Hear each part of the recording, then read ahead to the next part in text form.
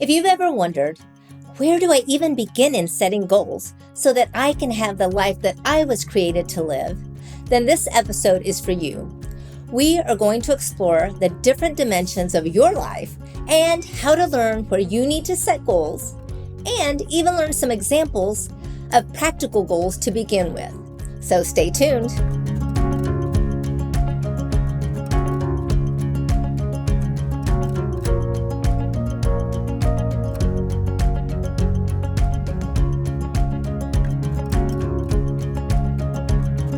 In today's episode, we're going to begin to explore the 8 dimensions that contribute to you having a well-balanced life.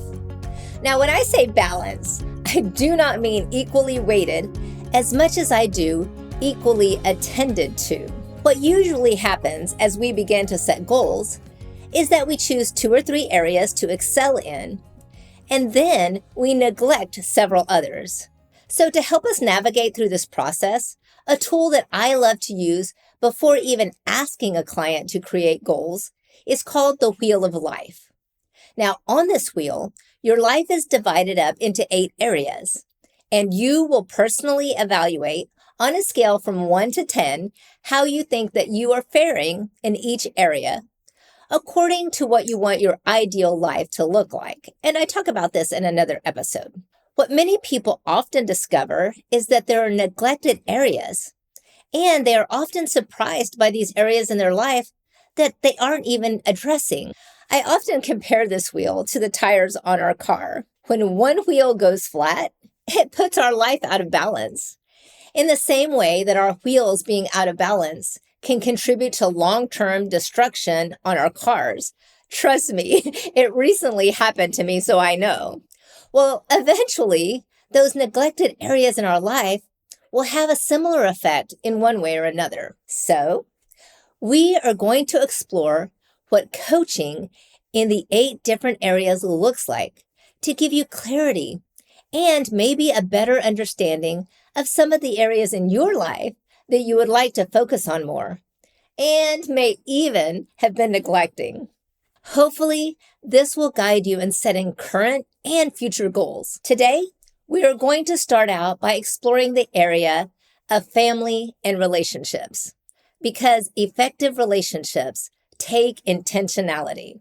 When we're talking about relationships, these goals will primarily focus on developing and maintaining healthy and positive relationships with others. It can be romantic relationships, family relationships, and even workplace relationships. In relationships, some of the goals you may address can be focusing on developing strong and effective communication skills while implementing some emotional intelligence. Proactively seeking to improve your dating, marriage, or other close relationships. I find that people are often searching for relationship advice and tips for finding and maintaining healthy and fulfilling relationships. But how often do you actively set goals and action steps implementing those tips that you found? Well, let's talk about communication and conflict resolution as an example. Communication and conflict resolution is an issue that everyone faces in his or her life at least once. It's very important to develop communication skills to engage with others, and sometimes we require a little help and guidance to improve these skills. So you can start by setting goals on learning and implementation of effective communication skills in your personal and professional relationships. Here's an example. Never use absolutes. Okay, seriously. For effective communication, you should avoid saying to the person you're in a relationship with, "You never fill in the blank," or "you always ... So, a goal to write down and pursue may look like, during the next 4 weeks, I am going to practice avoiding absolutes in my conversations. I will practice catching myself when a thought pops into my mind while taking every thought captive, and I will reword it with the actual truthful scenario. For example, instead of telling my husband, "You never do the dishes," or "You always leave a mess in the kitchen," a healthier form of conversation may be, "I often feel like I get stuck with the cleanup after meals in the kitchen." What is some way we could work together in cleaning up the mess, or even take turns doing the dishes? See how that's so much more productive? Not to mention less likely to cause an argument. So avoid those absolutes. Goals can also be set on learning each other's love languages and meeting each other's emotional needs. For example, if one person's love language is quality time, how can you set a goal to meet that need in your relationship instead of neglecting it? Or if you find yourself, like many couples, having a heated discussion over finances, setting time as a couple to discuss your financial goals that will get you on the same page instead of just hoping and praying that you're both thinking along the same lines financially. Remember, you are both on the same team. I really love Ecclesiastes 4, verse 9, where it says that two are better than one because they have a good return for their labor. If either of them falls down, one can help the other one up. That scripture truly sums up the core of relationships, from families to couples to friendships. When we remember that we are more powerful together than we are apart, working on communication and conflict resolution in our relationships should be one of our highest priorities. And that's why focusing on our relationship goals is such an integral part of the wheel of life. If we truly believe that two are better than one, I think a great place to start in forming communication goals can be found in one of Stephen Covey's 7 Habits of Highly Effective People. If you haven't read that book, I encourage you to start with that. The goal is to think win-win. It says, to think win-win isn't about being nice, nor is it a quick fix technique. It is a character-based code for human interaction and collaboration. Most of us have grown up learning to base our self-worth on comparison and competition. We think about succeeding in terms of someone else failing. If I win, you lose. Or if you win, I lose. Life becomes a zero-sum game. There's only so much pie to go around. And if you get a big piece, there's less for me. It's not fair. And I'm going to make sure that you don't get any more. We all play the game. But how much fun is it really? This is what is known as a scarcity mindset. But win-win sees life as a cooperative arena, not a competitive one. Hear me out here. I'm not talking about everyone gets a trophy. We're just talking about communication. Win-win is a frame of mind and heart that constantly seeks mutual benefit in all relationships.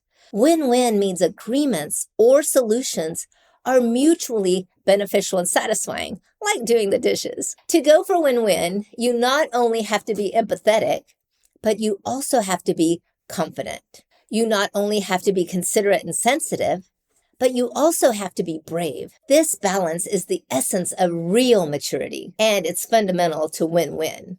Many people think in terms of either or. Either you're nice or you're tough. Win-win requires that you be both.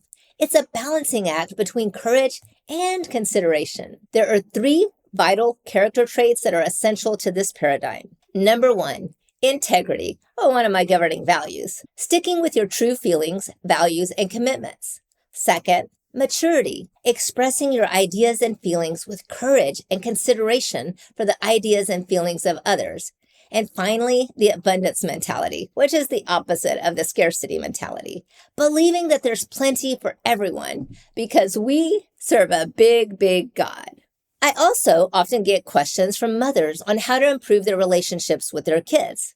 So let's talk a little about relationships with our families. First of all, remember, you are the only person that you have control of. That's why utilizing the wheel of life is so important into identifying and setting your own goals in relationships. Recognize that you can't fix anyone else. With that said, here are 5 examples of goals that you can set to improve your family relationships. One of the most integral parts of any relationship is building trust. Besides time, the best way to build trust is to do what you say you're going to do. Basically, it's keeping your word. So, a good goal to have to build trust may be keeping a calendar or a planner to record important dates and times, etc. For example, if you tell your kids, if you clean your room all week, I'm going to take you out for pizza on Saturday. But then when Saturday comes, you've made other plans. That now chisels away at the trust that you've been trying to build with them. But if you had a calendar or a planner where you can record, take the kids for pizza on Saturday, then when another opportunity comes up, you'll see that you already have made a commitment, and it's going to protect your integrity. That may sound like an easy goal, but you would be surprised to hear how often this lack of planning destroys trust in your relationships. Which leads us to goal number 2, practice active listening. Unfortunately, in this day and time, so many of us are self-focused, and we can't wait to share our experience, thoughts, and opinions that we rarely listen to the words that are coming out of the mouths of those we profess to care about the most, if we ever let them speak at all. Practicing active listening comes with asking really good questions. Sometimes we ask questions out of habit without expecting answers, like, how was your day? How was school? Etc. But when we ask open-ended questions, which are usually questions that can't be answered with a yes or no, and then we take the time to intentionally listen to what the response is, we can often hear more than just words. If your child grunts out a "it was fine" answer, maybe you could follow up with, what was your favorite part of the day? This gives them an opportunity to elaborate, hopefully sharing more of what's really going on in their life, or what was the challenge in the day. And this is what we all really hope for. A very difficult goal to set is to practice talking less and listening more. Who's with me on this one? Let's try it for at least one day this week. Let me know how it goes. I'm praying that you discover so much more about the people that you love and care about this week. Another one is establishing routines. This may look like cleaning the house on Saturday afternoons, having a park day after church on Sunday, sitting around the table for dinner as a family at a certain time in the evening, etc. It may seem like a fight at first, but relationships thrive on making memories through consistency. Which one of these things are you going to set a goal to accomplish this week? Another subtle goal that rarely gets recognized is modeling behavior. I'll have to admit, I grew up in a culture of do as I say, not as I do. I would like to argue that if we were asked to do as I do more often, it would be easier to accomplish. So if the people that you love see you modeling respect, honesty, intentional family time, putting down your phone to look intentionally into their eyes as they speak to you, then these are habits that are easier caught than taught. So what behavior will you set a goal to begin to model in your life? Finally, setting a goal personally or as a family to limit technology and spend quality time together. This can look like that mealtime I mentioned before, playing board games together, getting outside, any number of things. The most important thing is that you focus on each other. This is how you build relationships. I hope you were able to see the benefits of targeting relationships on your wheel of life and recognize how life coaching can help you set goals to develop the skills and insights necessary to create and maintain healthy and fulfilling relationships. I would love to work with you to help you identify areas of improvement, to set goals and develop strategies to achieve those goals. Our timeless truth for today is that effective relationships take intentionality. So if today's episode inspired you to set intentional goals for your relationships, like and share it with a friend. And tune in next week as we examine another spoke in the Wheel of Life.